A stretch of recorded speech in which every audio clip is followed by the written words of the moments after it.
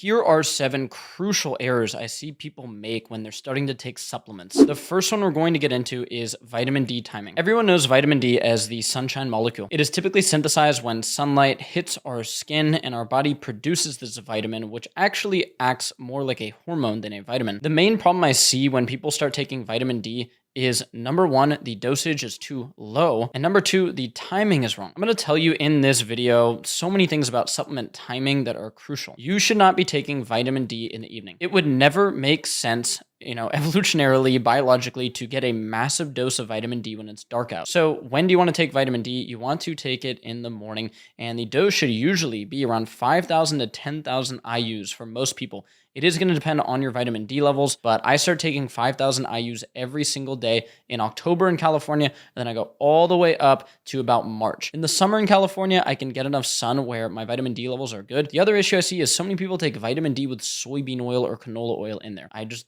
don't understand the concept of that. Santa Cruz Paleo Vitamin D is made with organic olive oil, and it's extremely affordable. The other issue is people spend too much money on vitamin D overall. You do need some vitamin K2 in your body to synthesize vitamin D. However, you don't have to buy vitamin D with K2. If you eat some egg yolks, you eat some dairy, you're going to get all the K2 you need. The next supplement I see people have a major issue with is ashwagandha. Ashwagandha has gone so viral over the last couple of years because it does help with stress, with cortisol, and thus it can raise testosterone in the body. So people market it as this crazy testosterone booster, this stress reliever, and there are really good studies on this. We see a PubMed paper showing that ashwagandha can significantly lower cortisol. Now, here's the issue.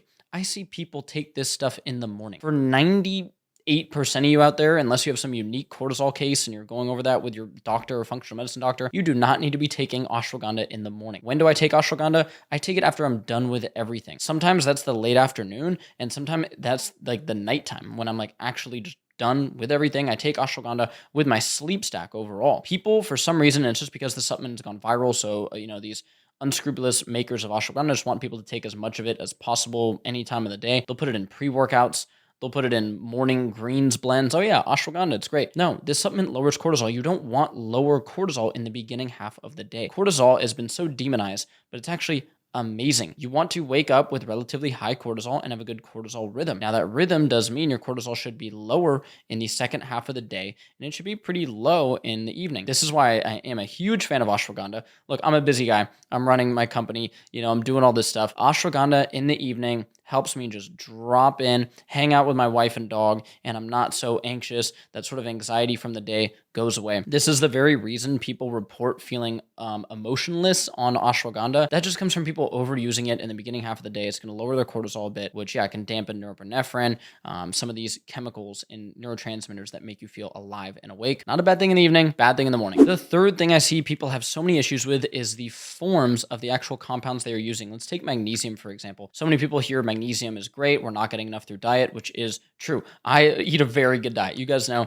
Santa Cruz Medicinals has the best diet ever. And I still fall about 200 to 300 milligrams short of my magnesium recommended daily amount in any given day. Stress also appears to just chew up magnesium and vitamin C in the body. So everybody's just heard magnesium is great. They should be taking it. But then they just don't even look at the forms they are taking. Certain forms of magnesium, like magnesium citrate and magnesium oxide, are known to cause gut distress. So when you take those, you might have that laxative effect. Sometimes they're even sold as laxatives, especially magnesium citrate. They'll be sold in these products where they say this will get rid of everything. It's not really a good form of magnesium to be taking daily, and I'm really not a big fan of magnesium citrate or magnesium oxide. So I like to go with magnesium glycinate. Magnesium glycinate is one of the most gut-friendly forms of magnesium. Another commonly wrong thing I see with magnesium people is they think that it's going to put them to sleep because it's marketed as, oh, it benefits your sleep. There are studies showing that magnesium benefits your sleep, but I think this just comes from magnesium helps over 300 enzymatic processes in the human body. It helps brain health. It also has been shown to help the Krebs cycle, which is how we produce energy. So I do not think magnesium is something that makes you tired. There really is no evidence of that. It can help relax your cells. That doesn't mean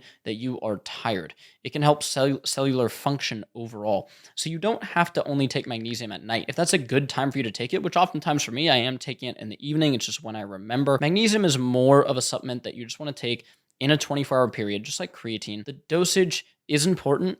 The timing isn't that important of magnesium. So if you're a busy person and you just want to take it in the beginning half of the day, go for it. If you like taking it in the evening, go for it. doesn't really matter. The fourth thing I see people get wrong with supplements is going after a big multivitamin with big dosages of vitamin A, vitamin E, sometimes big dosages of calcium. Now, there are, very nuanced opinions on supplementing with vitamin A or beta carotene or retinol and vitamin E, different forms of calcium. Overall, I think people can actually dig themselves into a pretty tricky situation if they go crazy supplementing with those compounds. I think it's far better to get those compounds through food because it's also going to come with stuff that bounces. Okay, there's a huge thing on bounce and different compounds in the body. Magnesium, potassium. It's actually why we have a little tiny bit of potassium in here. There's a bounce of magnesium and potassium in the body. There's an arginine lysine bounce in the body. So if you take way too much arginine, it can deplete your body's natural, your lysine, which you can get through diet as well. You can supplement. You want to have that bounce. Sodium to potassium. There's a bounce. That's why it's balanced in our electrolytes, sodium and potassium. I would just be careful going too crazy with the multivitamins. I personally do not take a multivitamin. I would rather eat some foods like egg yolks, maybe some nutrient-dense foods like red meat, dairy, all the foods that I eat in my diet, fruits and veggies. That's how I get all my vitamins and minerals. And then I use supplements as a way to just bolster my routine. I personally don't feel the need for a multivitamin. When people ask me, should I take a multivitamin?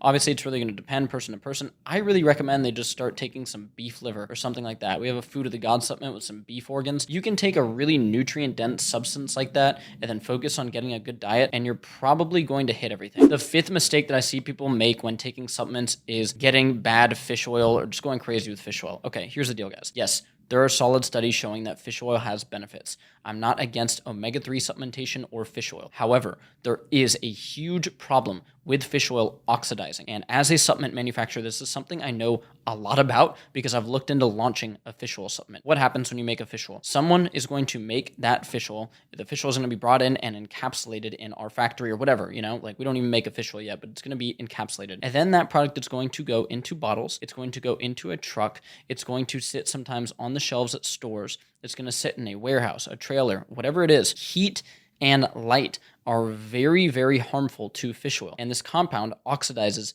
very fast. So there's a bunch of people trying to do independent research on this. There's something called the toe tox score. Dr. Rhonda Patrick has talked about this. Toe tox is going to be the total oxidation of that fish oil. So some people have independently tested various fish oils and found different results. There's some evidence that brands that are just moving more and it's moving faster are better. So like maybe you go towards a Nordic Naturals, which has made a huge push in the fish oil industry, just like kind of moving. So it's going to sit on the shelves less. I would probably recommend doing something like that. I see people buy these Walmart fish oils and stuff, and I just guarantee you that they're just consuming oxidized omega-3s, which are actually going to be more harmful for your health than beneficial. I personally do not take a fish oil supplement at this time because I eat a good amount of wild fish, oysters, eggs.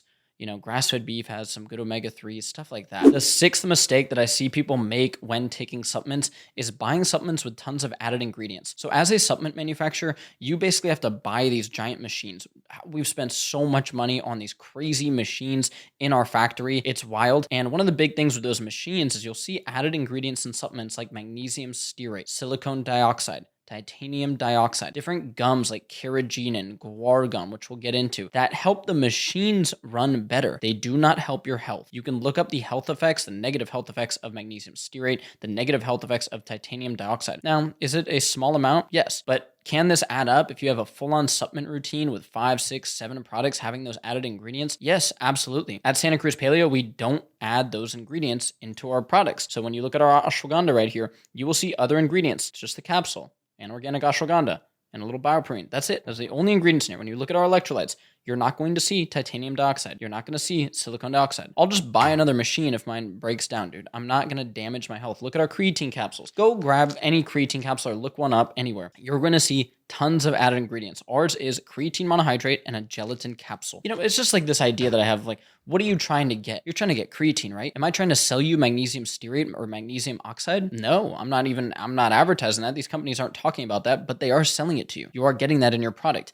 With our beef tallow product, I feel the same about this. I'm not cutting it with olive oil or coconut oil and then putting beef tallow moisturizer on the front. If I make a product that has coconut oil or olive oil in there, I will put it on the front. It just feels like a little scammy to me. And now knowing this industry way better, how it works is people go, well, you could sell a beef tallow moisturizer and you could put 70% coconut oil in there, a little bit of beef tallow. You could call it a beef tallow moisturizer, and people will buy it and you'll make way more money. And number 7, the last thing I see people make a mistake on is having a bunch of these gums in the routine. What are these gums? Carrageenan, guar gum, xanthan gum, cellulose gum. These often come in electrolytes and protein powders. Powdered products in particular, especially protein, guys. When you see protein powders, they're almost always going to have some of those gums in there. Now, am I saying these gums are evil? And if you use a protein powder with some xanthan gum in it or something and you enjoy it and you feel great, go for it. However, for many people, these can aggravate gut issues. Dr. Justin actually talks about how he will use these gums to actually facilitate growth of bacteria in the gut. However, he is very careful to not give those gums to people that have a little bit of gut dysbiosis. Why? It's going to facilitate the growth of bad bacteria in that gut. So to just like throw that into a supplement and give that to everybody across the United States, I think is a bad idea, especially when they're really not needed. So with a protein like ours, we don't have any gums. There's no guar gum, there's no carrageenan, there's no titanium dioxide as well. Like a lot of those products in there as well, a lot of those compounds in there are just made to make the product blend better. I feel like most people blend their protein in a blender. Does ours mix the best with water? No, some people like it. Some people love it. They mix it with water. They love it. I personally make protein shakes with dairy, with frozen fruit in there.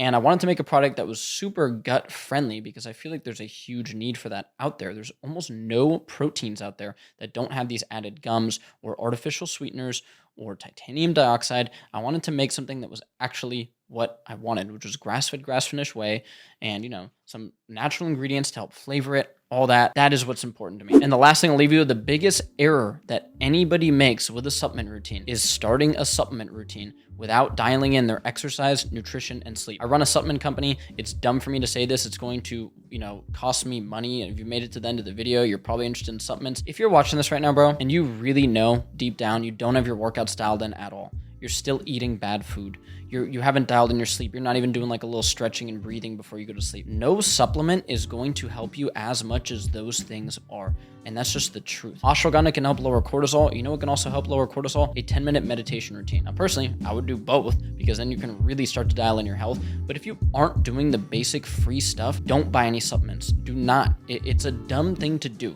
But if you are on your workouts, you're focusing on your sleep, you're trying to add in some of these healthy free habits, and you feel like supplements are going to help you, just avoid those mistakes. Find some good supplements. Doesn't have to be our brand, although I just described some things you should look for, which our brand focuses on, and start taking some supplements. Creatine, protein powder, vitamin D, magnesium. If you work out, electrolytes, those are going to be amazing for you. If you deal with stress, ashwagandha, some of our sleep caps, which are melatonin free, these products can absolutely make your goals more achievable and you can feel so much better. So if you have any questions about supplements below, let me know. Love y'all. Stay healthy. Stay locked in. Let's go.